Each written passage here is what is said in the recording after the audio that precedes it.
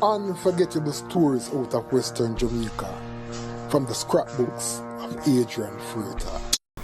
When the Brazilian Renaissance came to Jamaica to pilot Jamaica's historic campaign for the 1998 World Cup, at the time, Western Jamaica was the hub of Jamaica's football, with teams such as Wadada FC, Seba United, Violet Kickers, and Reno FC dominated the then Red Stripe Premier League football competition.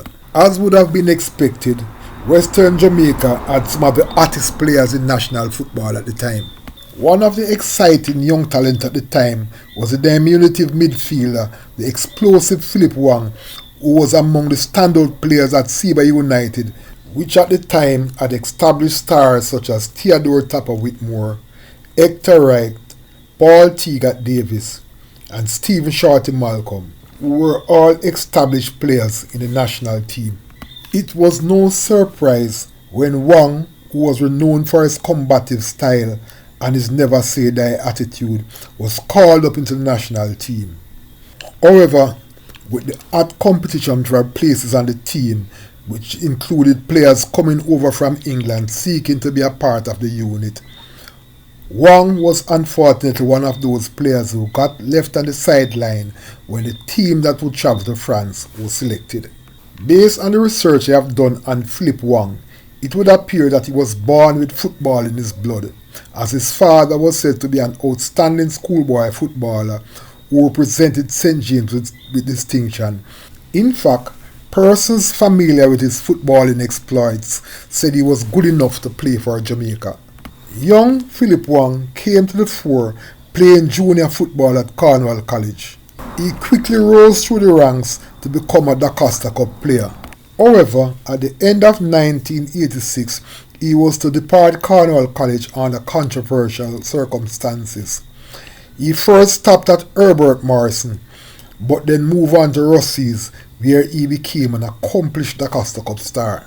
He was a part of that exciting 1987 Rossies team, which won 3 titles, including the coveted Da Costa Cup.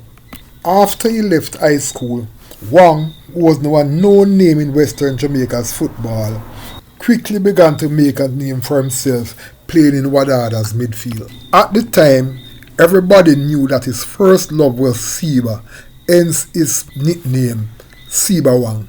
Therefore, it was no surprise that after a short stint at Wadada, he ended up at Seba, where his game further flourished alongside the likes of Theodore Whitmore and Hector Wright. Like he did at Rossies, Wong enjoyed trophy success at Seba United as he was a part of the team that won the 1996 National Premier League title.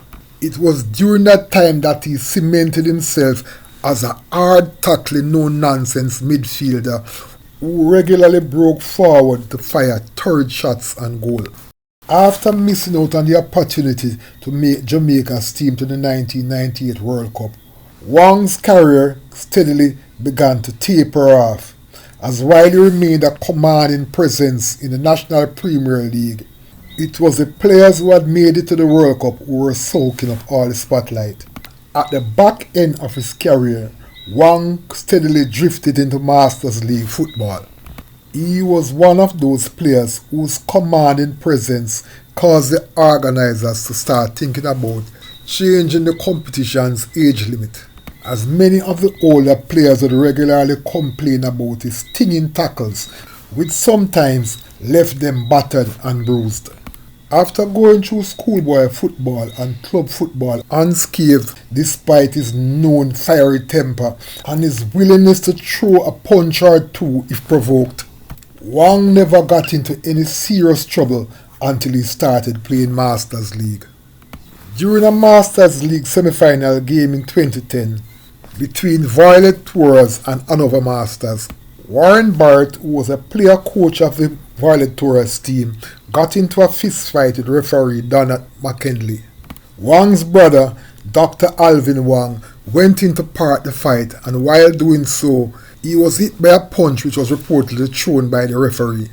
On seeing his brother staggering back from the blow, Wong flew into a rage and went for the referee, raining blows all over his body. In the aftermath of that incident, both Wong and Barrett were suspended from all football-related activities in St. James. When he appeared before the St. James FA's disciplinary committee and he was asked to apologize alongside being fined and banned for the remainder of the season, he made it quite clear that while he was sorry about the fight, he could not apologize for defending his brother.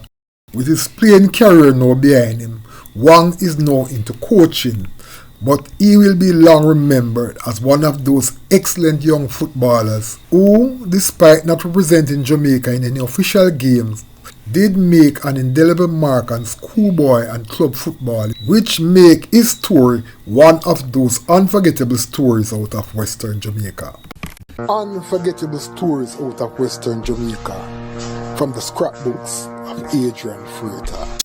Before you go, please remember to subscribe. For the new subscribers who missed my earlier videos, you can find them by typing my name in your YouTube search bar.